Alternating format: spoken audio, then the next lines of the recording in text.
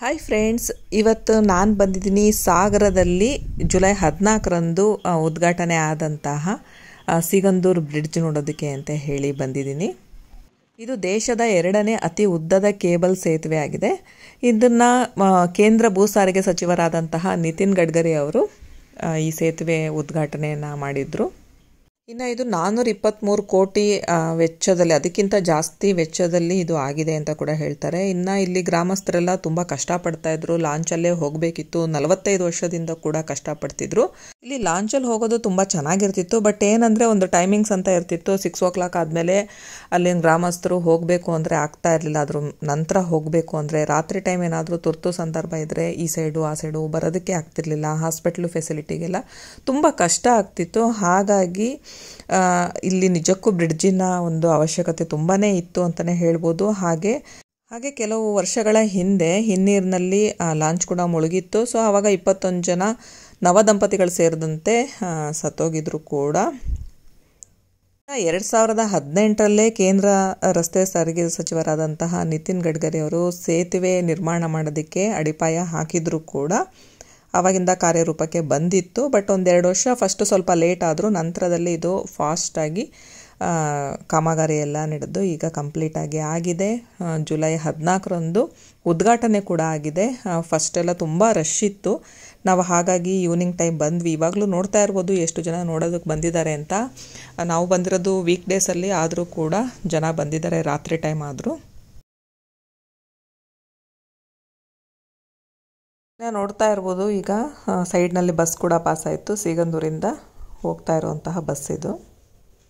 ವೀಕೆಂಡ್ಸಲ್ಲಿ ರಜಾ ಟೈಮಲ್ಲಿ ಬಂದರೆ ಸ್ವಲ್ಪ ರಶ್ ಇರ್ಬೋದೇನೋ ಬ್ರಿಡ್ಜ್ ಎಲ್ಲ, ಯಾಕಂದರೆ ಎಲ್ಲರೂ ಕೂಡ ನೋಡೋಕ್ಕೆ ಬರ್ತಾ ಇದ್ದಾರೆ. ಯಾಕಂದರೆ ಇದು ಕೇಬಲ್ ಬ್ರಿಡ್ಜ್ ಆಗಿರೋದ್ರಿಂದ ಮತ್ತು 2ನೇ ಅತಿ ದೊಡ್ಡ ಕೇಬಲ್ ಬ್ರಿಡ್ಜ್ ಆಗಿದೆ ಇದು ಇಂಡಿಯಾಕ್ಕೇನೆ. ಸೊ ಹಾಗಾಗಿ ಎಲ್ಲರೂ ಕೂಡ ಒಂದು ಕ್ಯೂರಿಯಾಸಿಟಿ ಇದೆ, ತುಂಬ ಚೆನ್ನಾಗಿದೆ ಅಂತ ಹೇಳಿ ನೋಡೋದಕ್ಕೆ ಬರ್ತಾ ಇದ್ದಾರೆ. ಇನ್ನು ರಾತ್ರಿ ಟೈಮು ಈ ಥರ ವ್ಯೂ ಇದೆ.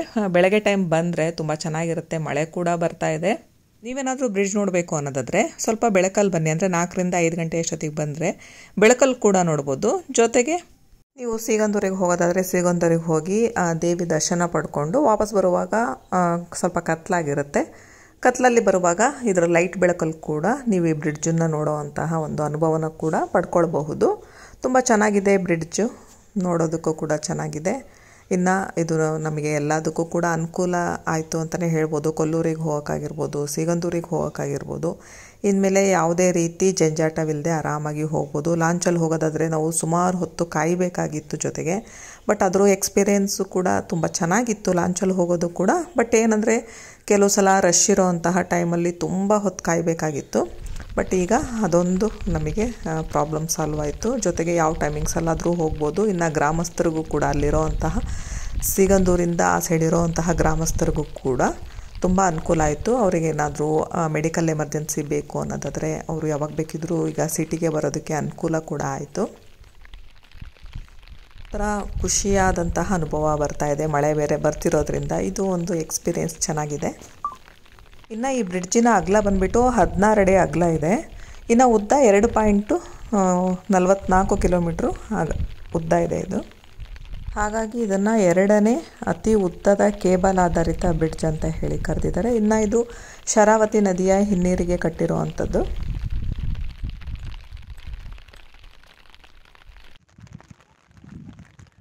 Hi friends, Shilpa veg recipes ಚಾನಲ್ಗೆ ಸ್ವಾಗತ. ಇವತ್ತು ನಾನು ಬಂದಿದ್ದೀನಿ ಸಿಗಂದೂರಲ್ಲಿ ಹೊಸದಾಗಿ ಬ್ರಿಡ್ಜ್ ಓಪನ್ ಆಗಿದೆ. ಸೊ ಅಲ್ಲಿಗೆ ಬಂದಿದ್ದೀವಿ. ಮಳೆ ಕೂಡ ಚೆನ್ನಾಗೇ ಬರ್ತಾ ಇದೆ. ನಾವು ಈಗ ಆಲ್ರೆಡಿ ವಿಡಿಯೋಗಳಲ್ಲೆಲ್ಲ ನೋಡಿರ್ಬೋದು, ತುಂಬ ರಶ್ ಇರುತ್ತೆ, ಹಾಗೆ ಹೀಗೆ ಟ್ರಾಫಿಕ್ ಜಾಮ್ ಅಂತ ಹೇಳಿ ನೋಡಿದ್ವಿ. ಬಟ್ ಇಲ್ಲ ಅಂತ ಏನು ರಶ್ ಇಲ್ಲ. ನಾವು ಬಂದಿರೋದು ಇವತ್ತು ಶುಕ್ರವಾರ. ವೀಕೆಂಡ್ಸಲ್ಲಿ ಬಂದರೆ ಮೋಸ್ಟ್ಲಿ ರಶ್ ಇರಬಹುದೇನೋ. ಬಟ್ ವೀಕ್ ಡೇಸಲ್ಲಿ ಬಂದರೆ ಖಂಡಿತವಾಗ್ಲೂ ರಶ್ ಇರೋದಿಲ್ಲ, ಆರಾಮಾಗಿ ಕೂಡ ಬರ್ಬೋದು. ಮತ್ತು ಇನ್ನೂ ಇದು ವರ್ಕಿಂಗ್ಸ್ ಎಲ್ಲ ನಡೀತಾ ಇದೆ, ಇನ್ನು ಕಂಪ್ಲೀಟಾಗಿ ಆಗಿಲ್ಲ. ಹಾಗಾಗಿ ಲೈಟಿಂಗ್ಸ್ಗಳು ಕೂಡ ಅಷ್ಟೇ ಇನಾಗ್ರೇಷನ್ ಟೈಮಲ್ಲಿ ಚೆನ್ನಾಗಿ ಲೈಟಿಂಗ್ಸ್ ಹಾಕಿದರು. ಬಟ್ ಇವಾಗ ಇಷ್ಟೇ, ಅದೇನು ನೀವು ವಿಡಿಯೋದಲ್ಲಿ ನೋಡ್ತಿದ್ದೀರಾ ಆ ಥರ ಲೈಟ್ಗಳು ಹಾಕಿದ್ದಾರೆ ಅಷ್ಟೇ. ಬಿಟ್ಟರೆ ತುಂಬ ಚೆನ್ನಾಗಿದೆ ಬ್ರಿಡ್ಜು, ತುಂಬ ದೊಡ್ಡ ಬ್ರಿಡ್ಜು. ಗೊತ್ತಿದೆ ನಿಮಗೆಲ್ಲ, ಇಂಡಿಯಾದಲ್ಲೇ 2nd ಉದ್ದ ಇರುವಂತಹ ಒಂದು ಬ್ರಿಡ್ಜ್ ಅಂತಲೇ ಹೇಳ್ಬೋದು ಇದು. ನೀವೇನಾದರೂ ಸಾಗರಕ್ಕೆ ಬಂದರೆ ಸಿಗಂದೂರಿಗೆ ಏನಾರು ಹೋಗಬೇಕು ಅನ್ನೋದಾದರೆ ಈ ಬ್ರಿಡ್ಜನ್ನು ಬಳಸ್ಕೊಂಡು ನೀವು ಸಿಗಂದೂರಿಗೆ ಕೂಡ ಹೋಗ್ಬೋದು. ಇನ್ಮೇಲೆ ಲಾಂಚ್ ವ್ಯವಸ್ಥೆ ಇರೋದಿಲ್ಲ. ನಾನು ಆಲ್ರೆಡಿ ಲಾಂಚಲ್ಲೆಲ್ಲ ಹೇಗೆ ಹೋಗೋದು ಅಂತ ಹೇಳಿ ವಿಡಿಯೋ ಮಾಡಿ ತೋರಿಸಿದ್ದೀನಿ. ಅಲ್ಲಿ ಹೋಗೋದು ಕೂಡ ಒಂದು ಒಳ್ಳೆ ಚೆನ್ನಾಗಿರ್ತಿತ್ತು ಎಕ್ಸ್ಪೀರಿಯೆನ್ಸು. ಈಗ ಅದನ್ನು ಮಿಸ್ ಮಾಡ್ಕೊಳ್ತಾ ಇದ್ದೀವಿ. ಈಗ ಹೊಸ ಎಕ್ಸ್ಪೀರಿಯೆನ್ಸ್ ಏನಂದರೆ ಬ್ರಿಡ್ಜ್ ಮೇಲೆ ಹೋಗೋದು ಹೊಸ ಎಕ್ಸ್ಪೀರಿಯೆನ್ಸು. ತುಂಬಾ ಒಂದು ಚೆನ್ನಾಗಿದೆ. ಹ್ಯಾಂಗಿಂಗ್ ಬ್ರಿಡ್ಜ್ ಇದು. ಜೊತೆಗೆ ತುಂಬ ಉದ್ದವಾಗಿರುವಂತಹ ಬ್ರಿಡ್ಜು, ಇಂಡಿಯಾದಲ್ಲೇ ತುಂಬ ಉದ್ದವಾಗಿರುವಂತಹ 2ನೇ ಬ್ರಿಡ್ಜ್ ಅಂತ ಹೇಳಿ ಹೆಸರು ಕೂಡ ಪಡೆದಿದೆ. ಇನ್ನು ಸಿಗಂದೂರಿಗೆ ಹೋಗಬೇಕು ಅನ್ನೋರು ಈ ಬ್ರಿಡ್ಜನ್ನು ಬಳಸ್ಕೊಂಡು ಹೋಗ್ಬೋದು. ಜೊತೆಗೆ ಕೊಲ್ಲೂರಿಗೆ ಕೂಡ ಹೋಗೋದಕ್ಕೆ ತುಂಬ ಕಂಫರ್ಟಾಗಿ ಹೋಗ್ಬೋದು. ನೀವೇನಾದರೂ ಬಂದರೆ ಸಾಗರ ಸೈಡು ಸಿಗಂದೂರಿಗೆ ಹೋಗಬೇಕು ಅಂತ ಇದ್ದರೆ ಇದ್ರ ಮೇಲೆ ಆರಾಮಾಗಿ ಯಾವಾಗ ಬೇಕಿದ್ರೂ ಬರ್ಬೋದು. ಯಾವ ಟೈಮಿಂಗ್ಸಲ್ಲಾದರೂ ನೀವು ಬ್ರಿಡ್ಜನ್ನ ಬಳಸ್ಕೊಂಡು ಹೋಗ್ಬೋದು. ಫಸ್ಟೆಲ್ಲ ಏನಂದರೆ ಸಿಗಂದೂರಿಗೆ ಹೋಗಬೇಕು ಅನ್ನೋದಾದರೆ ಲಾಂಚ್ ಟೈಮಿಂಗ್ಸ್ ಏನಿತ್ತು ಅದೇ ಟೈಮಿಂಗ್ಸ್ ಪ್ರಕಾರನೇ ಹೋಗಬೇಕಿತ್ತು. ಬಟ್ ಈಗ ಹಾಗಲ್ಲ, ಯಾವಾಗ ಬೇಕಿದ್ರೂ ಹೋಗ್ಬೋದು. ಬಟ್ ದೇವಸ್ಥಾನದ ಟೈಮಿಂಗ್ಸ್ ನೋಡಿಕೊಂಡು ಯಾವಾಗ ಬೇಕಿದ್ರೂ ಕೂಡ ಹೋಗಬಹುದು. ನಿಮಗೆಲ್ಲ ಈ ವಿಡಿಯೋ ಇಷ್ಟ ಆಯಿತು ಅನ್ನೋದಾದರೆ ಲೈಕ್ ಮಾಡಿ, ಶೇರ್ ಮಾಡಿ ಹಾಗೂ ಸಬ್ಸ್ಕ್ರೈಬ್ ಮಾಡಿ. Thank you friends.